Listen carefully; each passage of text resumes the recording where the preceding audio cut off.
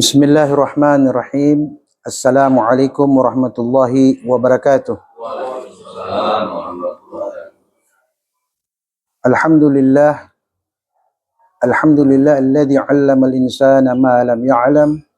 Asyhadu an la ilaha illallah wahdahu la syarikalah wa asyhadu anna Muhammadan 'abduhu wa rasuluhu wa la nabiyya ba'da. Allahumma salli wa sallim ala sayyidina Muhammad ibn Abdullah wa ala alihi wa sahbihi wa mawalah. Allahumma rzuqna fahman nabiyyin wa hifdzal mursalin wa ilhamal malaikatil muqarrabin. Allahumma zidna ilman nafi'an wa rzuqna fahman wasi'an. Rabbi shrah li sadri wa yassir li amri wahlul 'uqdatam min lisani yafqahu qawli. Rabbi saddid lisani wahdi qalbi bihaqqi sayyidina Muhammadin sallallahu alaihi wasallam. Bismillahirrahmanirrahim. Nawaina mithla ma nawa salafun salih fi hadzal majlisil mubarak. Amma ba'd. Yang saya hormati Bapak Haji Salahuddin Ganggong, Sahibul Bait, Bapak-bapak para jamaah majelis primadona yang dirahmati Allah.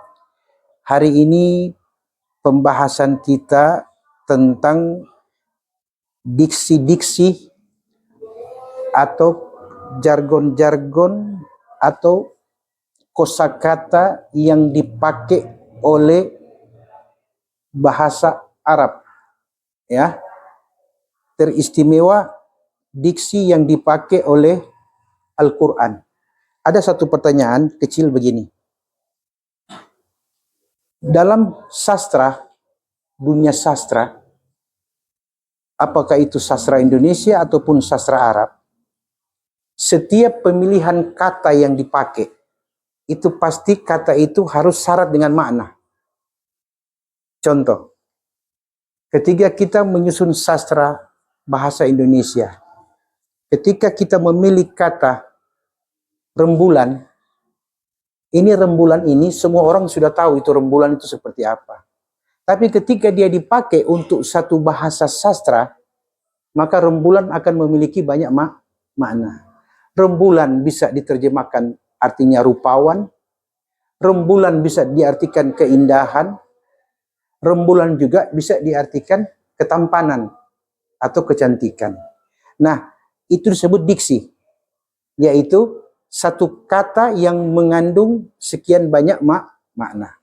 Dalam Al-Quranul Karim, itu lebih istimewa lagi penggunaan ini. Kenapa saya katakan lebih istimewa? Mari kita lihat pada contoh.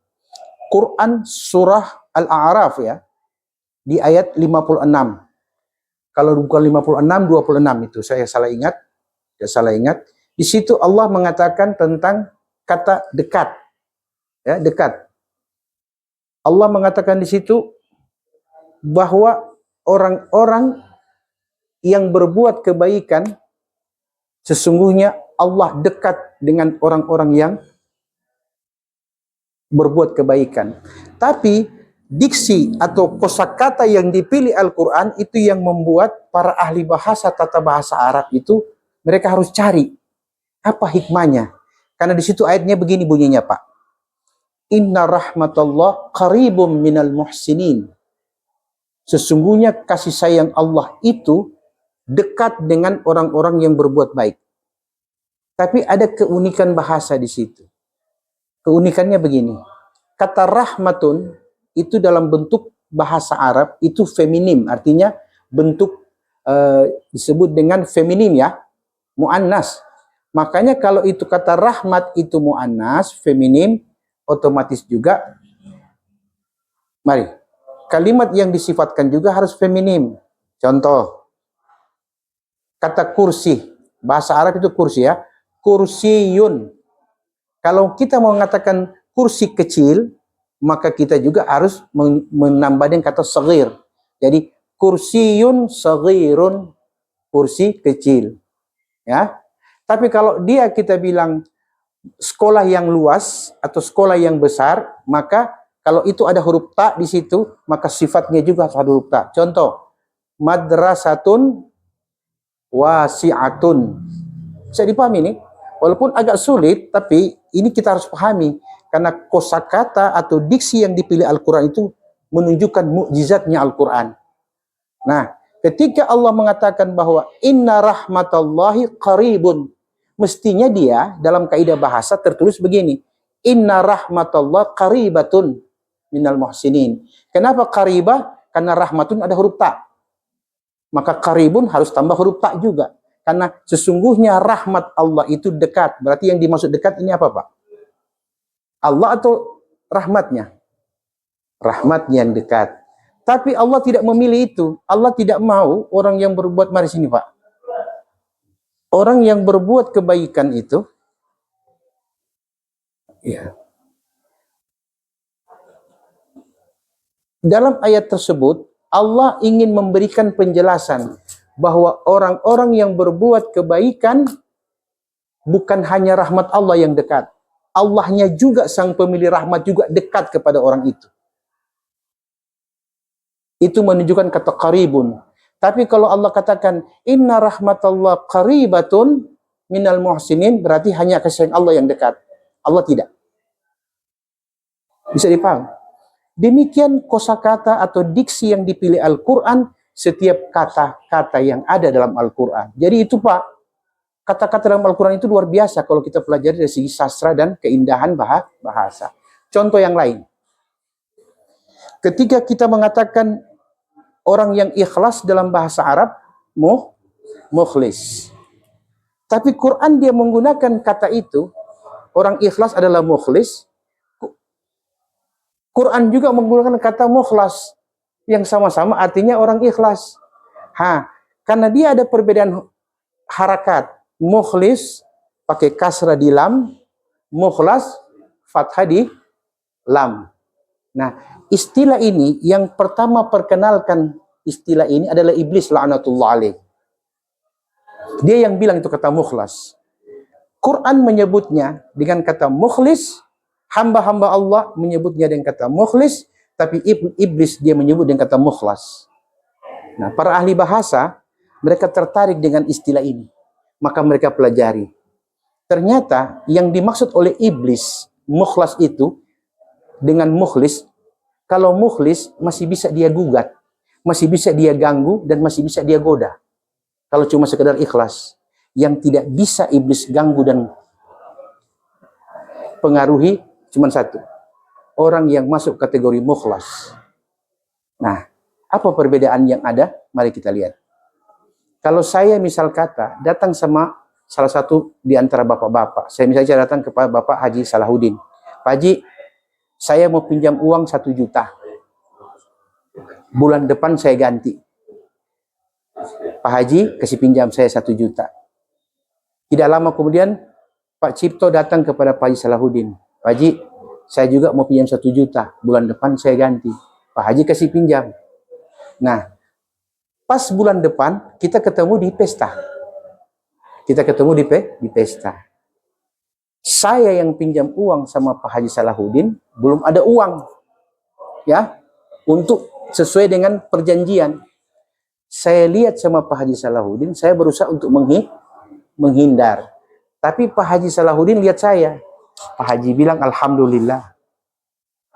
Kayaknya sudah ada uang ini, mau kasih kembali uang saya yang dipinjam. Tapi Pak Haji dalam hal ini tidak bicara. Cuma dalam pikirannya Pak Haji bahwa saya akan kembalikan. Nah, Pak Cipto juga begitu. Ya Allah, ini bagaimana ini, Pak Haji sudah lihat saya, sedangkan ini belum ada uang. Tapi Pak Haji lupa kalau kasih pinjam uang sama Pak Cipto. Sama saya Pak Haji ingat, cuma Pak Haji tidak bicara. Kira-kira dalam bentuk keikhlasan, mana lebih baik? Yang diingat atau yang tidak diingat lagi? Yang tidak diingat. Kalau yang tidak diingat. Kalau kita bicara tentang kata ikhlas, ya. Nah, tapi kalau kita berbicara tentang kata untung rugi, mana lebih untung? Apakah yang kita ingat atau yang kita sudah lupa? Kalau bicara untung rugi, yang kita ingat. Kalau kita berbicara kebaikan, mana yang lebih baik? Yang lupa atau yang ingat? Ya, inilah ranah yang tidak bisa dimasuki oleh iblis laknatullah alaih. Ketika orang beramal kebaikan dan dia lupa kebaikan yang dia buat, iblis tidak bisa berbuat apa-apa. Ada ayat yang bicara. Kata iblis kepada Allah, engkau telah melaknatku gara-gara Adam. Maka la'aguyannahum, akan aku sesatkan Adam dan keturunannya, kecuali minhum ibadakas salihun, kecuali dari hamba-hamba illa minhum ibadukal mukhlasin, kecuali hamba-hambamu yang mukhlas. Yang ketiga, beramal dia lupa tuh amal. Iblis datang. Saya kasih contoh bagaimana caranya iblis. Pak Haji ingat kasih pinjam sama saya uang, sama Pak Cipto lupa. Pak Haji tidak ngomong ke saya, boleh bayar itu utang. Tapi iblis datang dan berkata, Pak Haji, Rajal ini sudah menghindar pelia ini. Terganggu tidak itu rasa ikhlas? Terganggu tidak? Otomatis.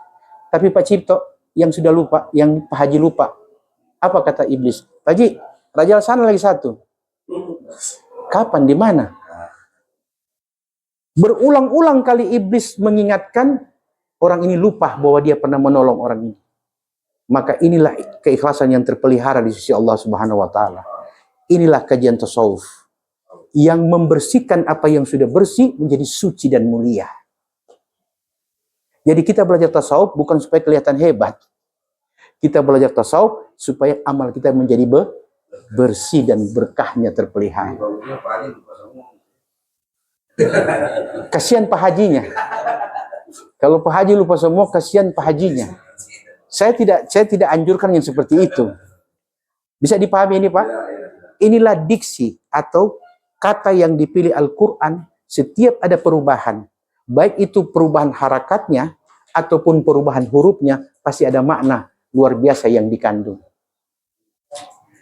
Seperti kata rahmat tadi, bahasa mengatakan inna rahmatullah qaribatun, tapi Allah tidak gunakan qaribah, yang maknanya juga artinya dekat. Tapi Allah bilang inna rahmatullah qaribum minal muhsinin, bahwa sesungguhnya orang-orang yang berbuat kebaikan bukan hanya kasih sayang Allah yang Allah berikan, dengan Allah sekaligus juga Allah bersama dia. Salah satu di antara kebaikan sifat sabar. Apa Allah katakan? Innallaha ya. Jadi persyaratannya itu Allah bersama seorang yang dia cintai. Pertama ada sifat sabar. Selama sifat ini masih ada dalam hati seseorang, maka Allah masih menyertai dia. Tapi Ustadz, kita ini selalu jadi korban. Ini contoh. Selalu saya jadi korban dari kesabaran. Orang bikin bodoh, orang bikin rupa-rupa, orang bikin begini-begini. Dan kita semua kita sabar Ustadz. Sedangkan penjelasan di situ dia katakan bahwa Allah bersama orang yang sabar. Bagaimana kita membuktikan keadaan seperti itu, bahwa Allah bersama orang sabar itu? Boleh? Ada yang kasih gambaran sama saya? Mana buktinya Allah bersama orang yang sabar, sedangkan selama ini kesabaranku ini yang dimanfaatkan orang. Dan paling banyak memanfaatkan. Mana buktinya? Buktinya cuma satu. Kalau kita lihat sepintas. Apa itu? Kita selalu diselamatkan Allah tanpa kita sadari, sehingga sifat sabar itu terpelihara. Kalau nggak sabar kan sugugat, so menuntut, so bikin hal. Tapi kita masih mampu menerima, itulah cara Allah menyelamatkan kita. Dari satu kesulitan kepada kesulitan yang berikut, yang setiap kesulitan bukan lebih ringan tapi lebih berat. Karena beratnya itu ujian, tandanya bahwa ada Allah siapkan sesuatu yang lebih baik daripada apa yang diuji oleh Allah. Makanya Nabi kita Muhammad SAW mengatakan dalam sabdanya, idza ahabballahu 'abda ibtalah. Bila Allah mulai mencintai hambanya, ujian akan datang mendekat. Betul tidak? Dari mana contohnya bahwa Allah itu dekat dengan orang sabar? Di samping tadi itu, kita selalu lolos dari setiap fitnah, dari setiap ujian, setiap hal dan sebagainya. Pertama, kita sadar bahwa tanpa kekuatan yang Allah berikan, kita tidak akan mungkin menghadapi ujian ini. Oke? Makanya Nabi bilang jangan berkeluh kesah. Keluh kesah itu salah satu tanda bahwa kita sudah mulai tidak sabar. Nah, Malam hari ini sebagai kesimpulan, mari kita lihat penjelasan Syekh Abdul Jailani dalam kitabnya Sirrul Asrar wa Madharul Anwar fima yahtaju ilaihil abrar. Kalau diterjemahkan artinya rahasia di balik rahasia yang keluar sebagai cahaya yang dibutuhkan oleh orang-orang yang ingin berbuat kebaikan. Ini judul kitabnya. Di sini Al-Maqalatu Tasi'ah, pembahasan yang ke-9. Al-Maqalatu Tasi'atu wal Khamsun, pembahasan tentang 59, bab 59. Dia di sini si Abu Ghazali menjelaskan apa itu kata ridha. Fir ridha 'alal baliyati wasyukri 'alan ni'mah. Rela dengan ujian dan syukur atas nikmat. Saya kasih contoh. Betul itu nikmat, itu nikmat? Coba Anda jawab. Betul itu nikmat menurut kita itu adalah nikmat? Berarti kan jawaban Anda berbeda-beda, berarti setiap orang menyikapi itu nikmat dengan situasi dan keadaan yang berbeda-beda. Jadi nikmat di hadapan manusia itu pasti berbeda-beda. Nah, kalau soal nikmat saja sudah berbeda-beda, apalagi DP rasa. Kopi bisa saja satu gelas yang sama, oke? Tapi tidak bagi orang yang sariawan. Tentu akan berbeda lagi. Tidak juga bagi orang yang amandel. Dan itu nikmat bagi orang yang aman-aman. Betul tidak? Jadi menerima nikmat Allah itu kadang-kadang manusia berbeda dalam menyikapinya. Maka di sini Syekh Abu Jailani mengatakan, qala radhiyallahu anhu wa ardah, maka berkatalah beliau, la takhlu halatuka imma an takuna baliyatan aw ni'mah. Dia katakan jangan engkau kosongkan, jangan engkau hilangkan keadaanmu apabila engkau menerima ujian dan nikmat. Apa maksudnya jangan engkau hilangkan? Artinya begini. Kalau dapat ujian bersyukur. Tak putar toh? Dapat ujian bersyukur. Dapat nikmat bersabar. Nah, kita biasanya bagaimana? Dapat ujian sabar. Dapat nikmat syukur. Itu orang awam. Di mana-mana orang awam begitu. Dapat ujian, sudah sabar. Dapat nikmat, alhamdulillah. Semua manusia punya sikap sama tentang hal itu. Tapi mari kita lihat bagaimana orang-orang yang Allah mendekat kepadanya atau dia dekat kepada Allah. Karena cara itu taqarrub, mendekati Allah ada dua dalam ayat Quran. Ada yang orang yang mendekat kepada Allah dan ada Allah yang mendekat kepadanya. Dalam Al-Quran Allah bilang, Allahu yajtabi ilaihi may yasha wa yahdi ilaihi may yunib. Allah yang mendekati orang-orang yang dia kehendaki untuk didekati, dan Allah juga yang menghendaki hidayah kepada siapa yang dia kehendaki untuk kembali. Berarti ada dua cara Allah mendekat. Manusia yang mendekat kepada Allah, orang-orang ini. Karena orang berusaha mendekat kepada Allah dengan ibadah, dengan sholat, amal baik. Ya, ini kan usaha orang supaya dekat dengan Allah. Kalau untuk menjauh dengan Allah, banyak cara. Yang tidak usah ikut ibadah, tidak usah ikut kebaikan, yang usah bikin apa, itu sudah pasti jauh itu. Tapi karena manusia ingin dekat kepada Allah, maka dia berbuat apa yang Allah perintahkan dan berusaha menghindar sebisa mungkin apa yang Allah haramkan. Bisa dipahami ini, Pak? Nah, sekarang mari kita lihat, Pak. Mari kita lihat. Mari. Mari kita lihat bagaimana bersyukur atas musibah dan bersabar atas nikmat.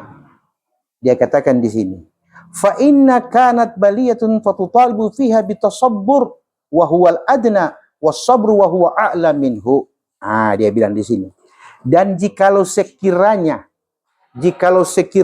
ujian itu ya engkau memperoleh ujian Allah hanya dengan tasabbur. Apa itu tasabbur? Yaitu kita berusaha untuk bersabar, berusaha untuk sabar. Itu rendah, kecil itu dia punya nilai. Wa huwal adna, dia itu rendah. Was-sabru wa huwa a'la minhu. Sabar itu baru dia lebih hebat. Apa sih tasabbur?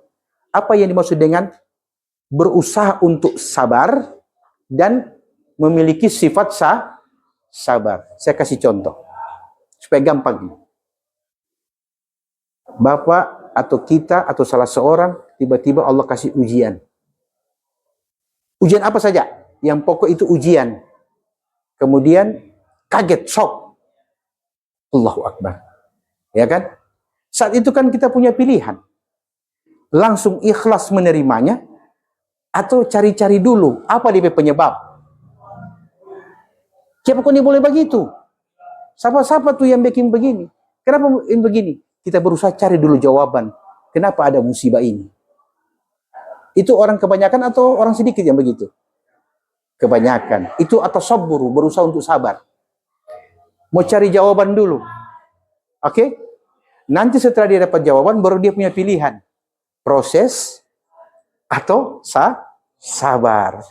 Tapi itu as-sabru berbeda lagi. Berusaha untuk sabar dengan sifat sabar itu berbeda. Pak ada begini-begini. Alhamdulillah. Alhamdulillah. Kenapa? Baik cuma itu daripada Torah. Baik cuma materi yang hilang daripada orang yang kenapa-kenapa. Berarti kesadaran yang lahir secara respon itu menunjukkan bahwa orang ini memang sudah terlatih punya sifat sabar. Sehingga sabar membawa nikmat berupa syukur. Kira-kira mana lebih tinggi? Cari dulu DP jawaban, baru sabar. Atau dapat langsung melihat sesuatu yang lebih baik daripada apa yang datang. Yang kedua ya, nah disinilah nilainya. Disinilah nilainya kaum awam dan kaum sufi. Kaum awam berusaha untuk sebisa mungkin menjadi baik, kaum sufi berusaha menghindari kebaikan. Kenapa kaum sufi berusaha menghindari kebaikan? Karena mereka punya kaidah umum para kaum sufi. Innal hasanat sayi'atum minal abrar. Kebaikan yang dibuat oleh orang-orang yang berbuat baik masih dipandang dosa oleh mereka-mereka yang dekat dengan Allah Subhanahu wa taala. Contoh, orang sholat tadi baik tidak? Baik. Tapi kaum sufi bilang itu sudah perintah Allah. Cuman bagaimana kalian beribadah kepada Allah dengan ibadah yang murni? Ketika engkau mengucapkan iyyaka na'budu, betul. Engkau menyembah kepada Allah. Hanya kepada engkau kami menyembah. Apa betul? Bukankah tadi ketika kau takbir, kau masih mengingat hal duniawi? Apa itu dosa bagi orang awam? Tidak. Tapi bagi kaum sufi itu dosa. Ya, oke? Bisa dipaham?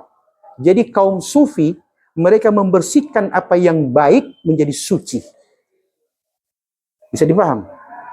Kaum awam yang penting sudah buat kebaikan. Biar nanti Allah yang menilainya. Kaum sufi tidak. Mereka tidak mau begitu. Mereka tidak mau menjadi orang yang berbuat kebaikan semata. Tapi mereka mau menjadi ibadur rahman, hamba-hamba Allah yang betul-betul hamba. Bisa dipahami ini perbedaan? Jadi diksi, setiap kosakata yang dipilih oleh Al-Quran itu menunjukkan ada makna-makna istimewa yang harus dipahami oleh para ulama, para pemerhati Al-Quran untuk dibaca, dipahami, baru kemudian disampaikan kepada umat. Jadi itu tugasnya ulama, bukan tugasnya kita orang. Kalau orang mau bapaksa, orang tidak punya ilmu bantu. Jadi biarkan ulama yang membacanya, memahaminya, kemudian mereka simpulkan, baru mereka sampaikan kepada kita orang awam dengan bahasa yang mudah dipahami. Bisa dipahami ini Pak? Saya juga mengerti itu setelah saya baca karangan-karangannya ulama. Setelah saya baca, oh ternyata begini, ternyata begini. Baru apa yang orang dapat dari ulama, saya malam hari ini menyampaikan kepada bapak-bapak sekalian. Inilah yang dimaksud. Bisa dipahami ini Pak? Bahwa orang awam melihat musibah itu dengan bersabar. Kemudian orang awam melihat nikmat itu dengan bersyukur. Tapi orang-orang yang dekat kepada Allah, dia putar.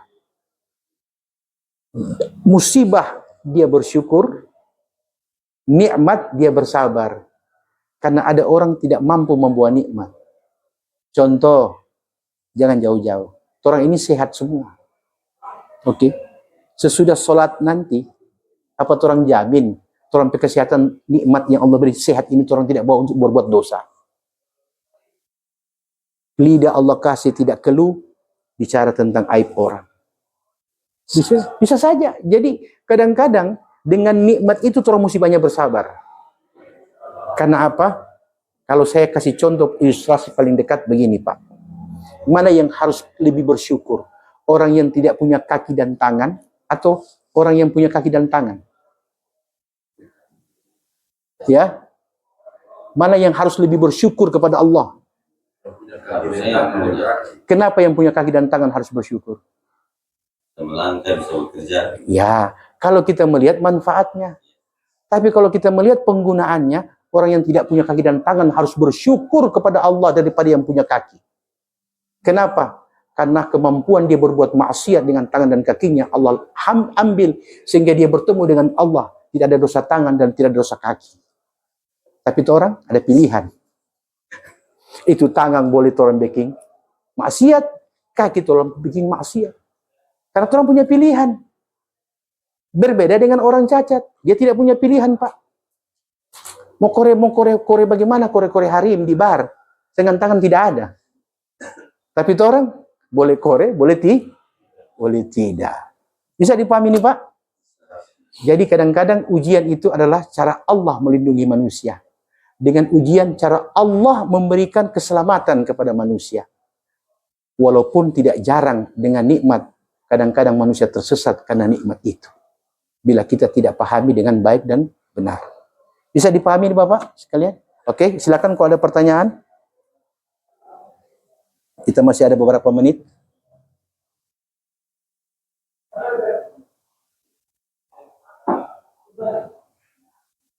Kemudian kita lanjut. Baik, sudah paham tadi nikmat dan syukur. Ujian dan syukur. Dia bilang, amma bil lisan fal i'tirafu bin ni'ma annaha min Allah azza wa jal wa tarkul idafa ila al-khalqi la ila nafsik wa hawlik wa quwwatik wa kasbik wa la ila ghairik min alladhina jarrat alaihim aydihim. Nah, tadi saya sudah jelaskan contohnya. Kadang-kadang dengan adanya lidah, kadang-kadang lidah ini kita bisa pakai berbuat sesuatu yang melahirkan ridha Allah, kadang-kadang juga dengan lidah melahirkan murka dan siksa Allah. Kemudian mari kita lihat bagaimana caranya Allah memilih-milih manusia yang Allah cintai dengan musibah. Bagaimana caranya? Pak, walaupun orang satu Manado ini, tidak satu Manado dapat ujian. Dia pilih-pilih tuh orang mendapat ujian. Betul tidak? Kenapa Allah pilih-pilih? Karena begitulah cara Allah mulai mencintai hamba-Nya. Ya. Yang merasa aman-aman yang mana? Yang dapat musibah atau yang tidak dapat musibah? Ya, kebanyakan manusia tidak merasa itu ada satu ujian karena dia aman-aman saja.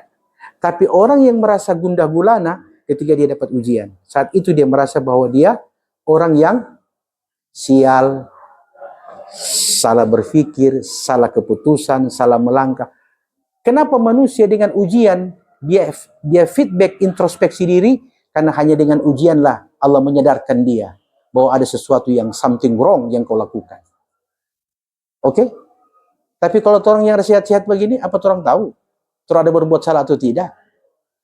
Aman, Pak. Atau sebaliknya saya kasih contoh yang lain. Sehat itu mahal apa murah? Murah. Sakit itu mahal apa murah? Mahal. Apa betul? Apa betul? Kenapa kita sebut sakit itu mahal? Oke. Karena dia mau sehat. Berapa banyak uang dia pakai untuk sehat? Berapa banyak uang orang sakit harus keluarkan untuk dapatkan itu sehat kembali? Oke. Sampai dia sembuh. Itu menunjukkan yang mahal mana? Sehat atau sakit? Sehat yang mahal. Sakit itu tidak ada pilihan. Berbalik toh, kita melihat sehat itu murah. Padahal yang tahu itu sehat itu mahal, orang sakit. Betul tidak? Yang tahu itu sehat itu mahal, orang sakit. Mana buktinya? So jual rupa-rupa supaya mau sehat. Orang sehat-sehat, orang rasa murah, kenapa? Nyak keluar duit apa-apa, ada sehat. Nanti orang tahu ini sehat, ini yang ada paturan ini mahal, ketika orang sakit. Baru orang tahu itu Allah di mana. Jadi kesadaran itu kadang-kadang datang dalam bentuk penyakit, datang dalam bentuk ujian, datang sesuatu yang hilang, itu menunjukkan bahwa Allah mulai mencintai manusia itu. Entah itu karena Allah ingin menegur karena kesalahan, entah itu juga Allah menegur karena ada sesuatu yang perlu Allah ingatkan, atau karena itu cara Allah mendekati dia karena terlalu banyak berbuat kebaikan. Makanya bapak-bapak saudara sekalian, coba perhatikan. Semakin dekat orang dengan agama, semakin banyak itu ujian. Karena apa? Tidak mungkin minyak dan air bersatu. Oke? Jadi ketika orang sedekat dengan Allah, banyak ujian yang orang dapati, sadarlah bahwa Allah mulai menarik kita di tengah-tengah manusia untuk dekat kepadanya. Karena Allah tidak ingin kita menjadi orang kebanyakan. Allah mau menjadi ibadullah, hamba-hamba Allah pilihan. Bukan makhluk, bukan ciptaan. Ya. Siapa yang mengingkari bahwa Nabi Muhammad itu makhluk? Tidak ada. Semua bilang Nabi Muhammad juga makhluk. Tapi apakah Nabi Muhammad itu makhluk? Tidak. Dia lebih daripada makhluk. Kenapa? Ketika makan dan minum dan kawin itu makhluk. Tapi ketika berbicara dekat dengan Allah, ibadullah, hamba Allah. Bisa dipaham? Begini. Nabi Muhammad makhluk ciptaan Allah tidak? Ciptaan. Berarti makhluk. Kita ciptaan Allah tidak? Makhluk. Berarti sama tidak dengan Nabi Muhammad sebagai ciptaan? Sama. Terus kedudukan kita di hadapan Allah sama kita dengan Nabi Muhammad tidak? Beda. Kenapa beda? Sama-sama makhluk. Nabi pilihan. Terus Abu Bakar, Umar, Utsman pilihan juga. Kalau semua itu pilihan, berarti orang bukan pilihan. Orang karena orang itu punya jarak begitu jauh dengan Nabi Muhammad, maka wajar bila kita berkata bahwa kita tidak sama seperti Abu Bakar, Umar, Utsman, dan sebagainya. Tapi ingat, umat yang paling dicintai dan dihormati oleh Nabi, yang tidak pernah bergaul dan berjumpa dengan Nabi, tapi mencintai dan mentaati Nabi. Di hadapan Allah, kata Nabi, kalian lebih baik daripada kalau bicara soal kecintaan dan ketaatan. Makanya ketika sahabat sholat 50 rakaat, sahabat 50 rakaat, Nabi bilang, nanti akan datang umat akhir zaman, DP 1 rakaat sama dengan ente punya 50 rakaat, dia punya nilai. Kenapa? Ente 50 rakaat karena ente dengan saya. Kau lihat Quran diturunkan, kau lihat sunnah Rasul dicontohkan, mereka tidak. Tapi mereka punya cinta dan ketaatan sungguh luar biasa, sehingga ketaatan mereka jangan kau ragukan. Bisa dipaham? Berarti dari sisi ini kita berbeda dengan Nabi Muhammad. Walaupun sama-sama makhluk, tapi kita di hadapan Allah sesuai dengan tingkat ketakwaan kita masing-masing. Makanya Nabi bilang begini kepada sahabat, ittaqullaha haitsu ma kuntum. Bertakwalah kamu kepada Allah di mana saja, kapan saja, anytime, anywhere, and any place. Tapi inna akramakum indallahi atqakum. Sesungguhnya yang paling mulia bagi Allah, di sisi Allah, yaitu orang yang paling bertakwa. Wa ana atqakum minkum. Sedangkan aku ini lebih bertakwa daripada orang-orang yang bertakwa sekalipun. Makanya disebut imamul muttaqin. Rasulullah itu imamnya para orang-orang bertakwa. Nah, kalau saya bilang kalau orang bertakwa sudah luar biasa, bagaimana dengan Rasul imamnya orang-orang bertakwa? Bisa dipahami ini, Pak? Berarti tingkatan kita berbeda di hadapan Allah sesuai dengan tingkat ketakwaan. Nah, takwa ini berbeda-beda, ya. Saya bisa bilang dalam hal makhluk, dalam hal berbeda, ini orang sama makhluk. Yang tadi mau tanggapi yang saya bilang, dalam hal ibadah, Nabi bukan makhluk. Oh iya, artinya dalam soal ibadah Nabi itu bukan makhluk kebanyakan. Oh. Orang ini selain Nabi, orang ibadah ini standar. Oke? Rasulullah ibadah ini, dia dipilih langsung oleh Allah. Sehingga Nabi, para ulama katakan, kalau orang ini ada wudhu, kontoran tertidur, hilang memang hilang, pas bangun, mau sholat, wudhu lagi tidak? Kenapa mesti wudhu lagi? Karena orang tidak tahu waktu tidur itu. Jadi salah satu yang menjadikan wudhu itu batal, hilangnya kesadaran. Ini tidak berlaku bagi Nabi. Nabi yang ketika tertidur, Nabi bangun, Nabi bisa langsung sholat tanpa wudhu. Kenapa? Tahirun mutahhar.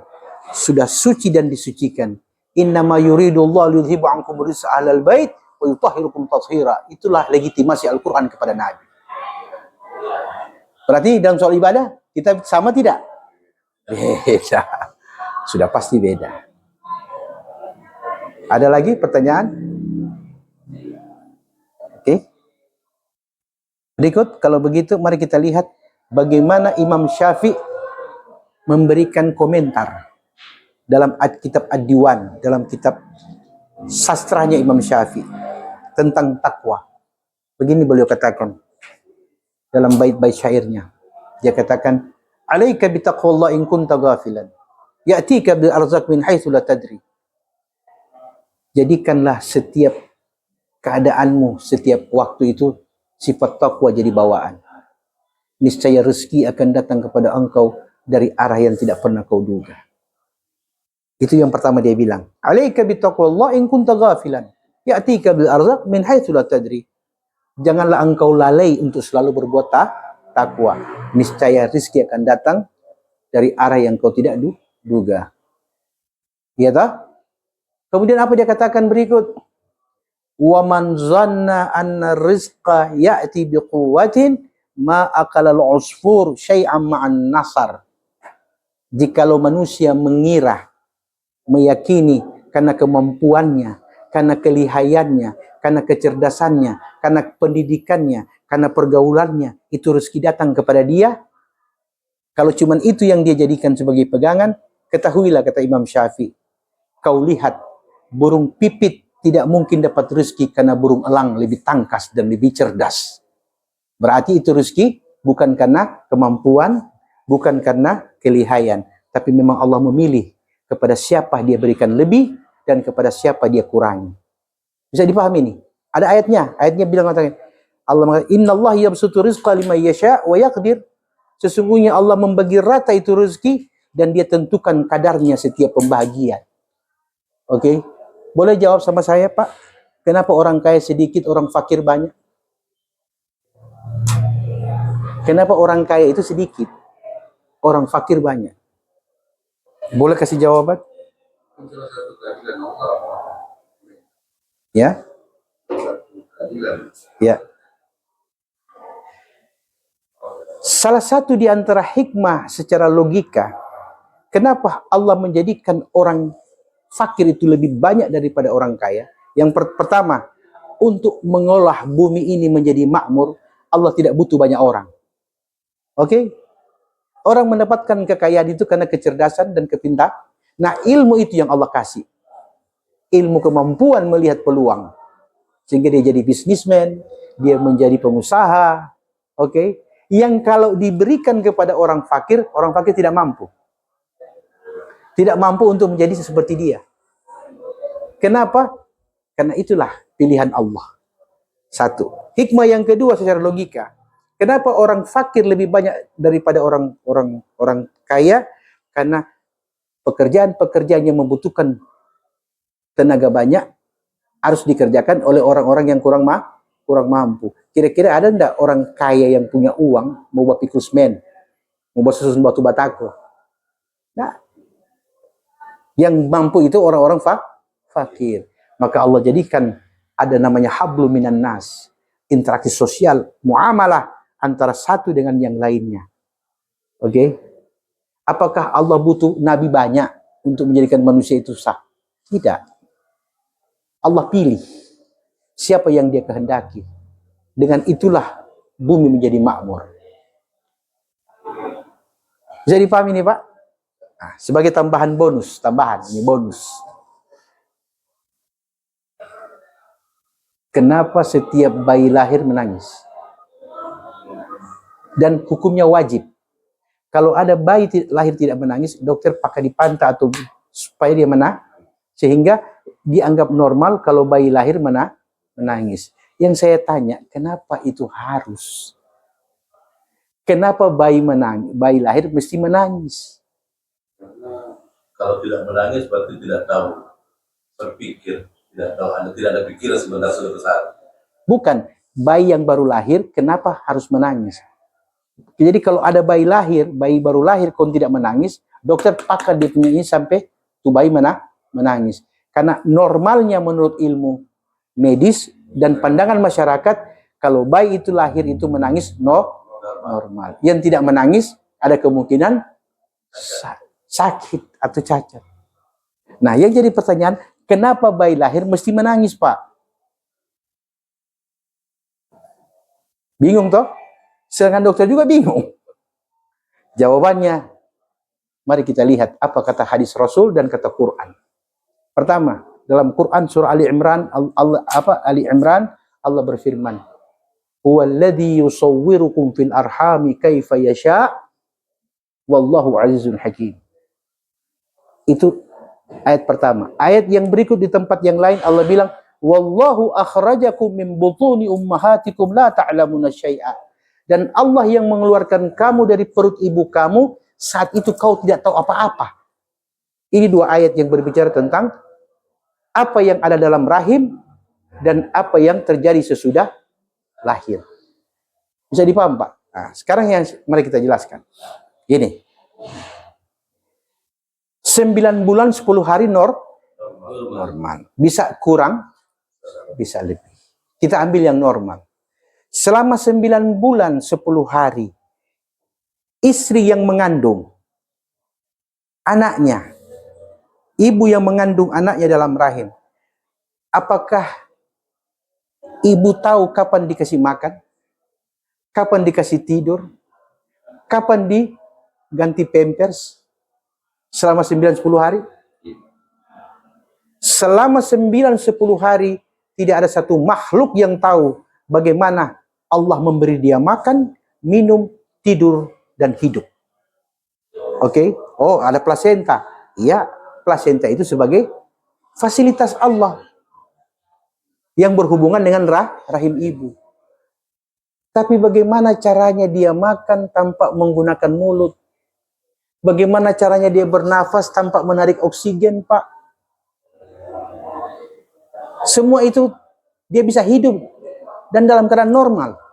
Ini menunjukkan bahwa apa? 9 bulan 10 hari Allah bilang, engkau wahai manusia, aku jamin hidup dan matimu dalam rahim. 9 bulan 10 hari tidak ada campur tangan manusia kecuali kuasaku, kata Allah. Maka si bayi berkata, ya Allah, hadza jannati, inilah surgaku. Karena di surga orang tidak perlu berusaha. Di surga orang tidak perlu meminta, semua difasilitasi oleh Allah. Tastahi anfusakum, kata Quran. Semua apa yang kau inginkan langsung ada dan tidak perlu kau cari tanpa usaha dan tanpa doa dan tanpa ibadah, tanpa minta kepada Allah. Semua di surga, dan itu Allah gambarkan surga kecil di rahimnya seorang ibu. Oke? Makanya ketika dia lahir dia menangis. Ya Allah, telah engkau hilangkan, engkau keluarkan aku dari surgaku. Maka Nabi bilang, azankan di telinga kanan, iqamatkan di telinga kiri. Ingatkan kepada si bayi, kalau engkau ingin dapatkan surga yang lebih dahsyat daripada rahim ibumu, perkerjakan sholat 5 waktu. Hayya 'alas shalah. Diingatkan hati si bayi. Alastu birabbikum? Qalu bala syahidna. Bukankah aku Tuhanmu?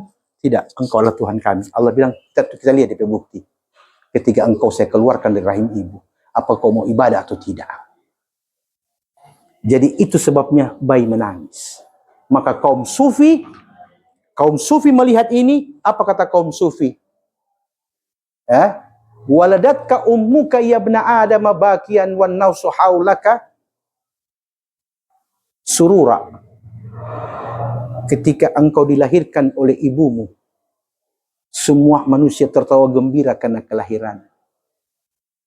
Fa'mal li nafsika an takuna fi yaumi mautika yabukuna wa anta sururan masrura.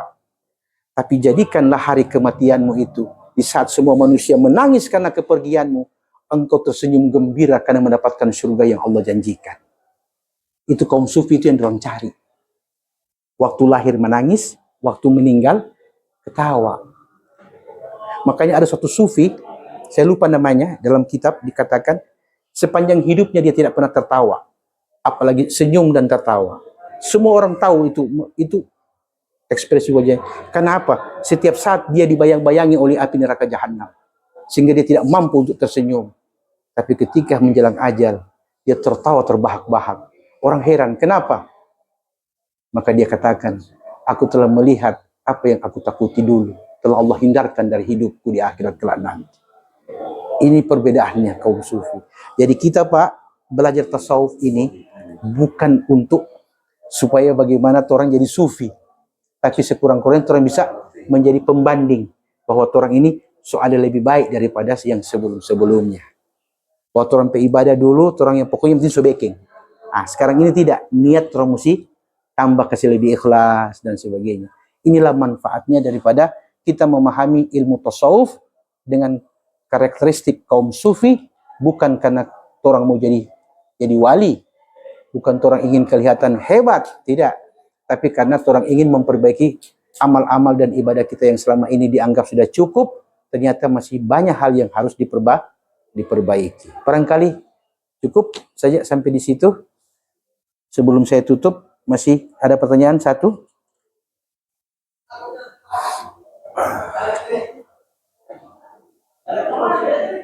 Kalau tidak ada, saya akhiri dan saya katakan tadi bahwa kelahiran bayi tadi itu mesti diazankan di telinga kanan. Itu hikmahnya kenapa diazankan, untuk mengingatkan, menenangkan bayi yang menangis. Jangan kau khawatir.